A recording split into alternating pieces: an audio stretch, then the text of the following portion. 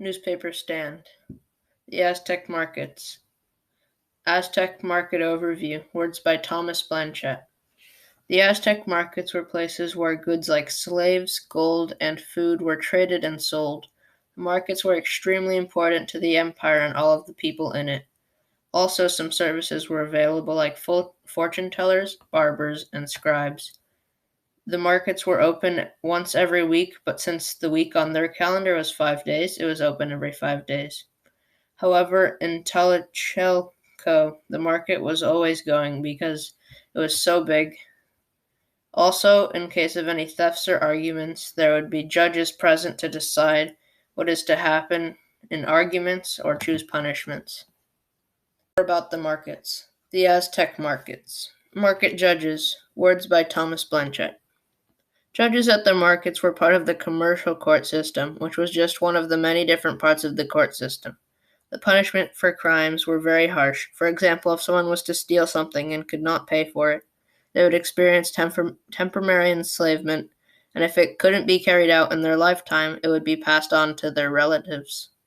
Other punishments included prison sentences, having their homes destroyed, shaving of the head, and in more severe cases, death.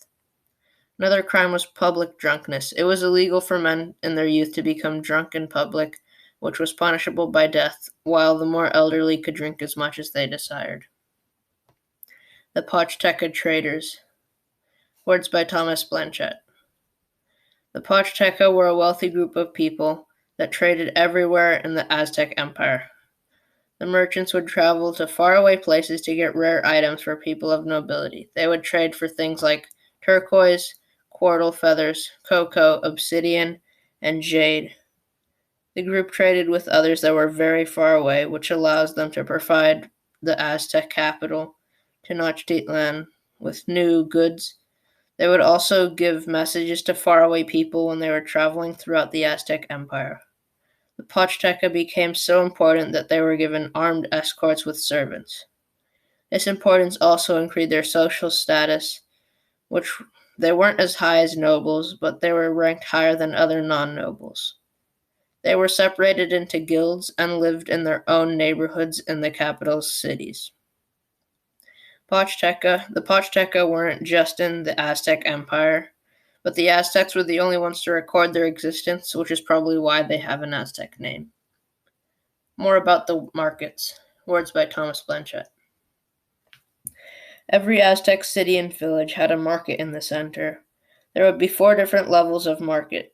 The big and daily market at Tlatelolco, the smaller markets at Xochimilco and Texcoco, and the every 5-day markets at smaller villages and cities.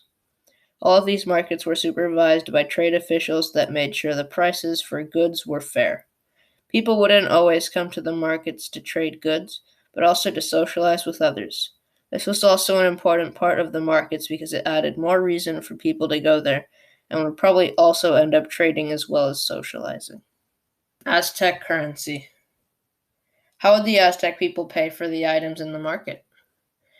The Aztecs would either trade by paying money or bartering. Bartering is a way of trading where both traders exchange something of equal value.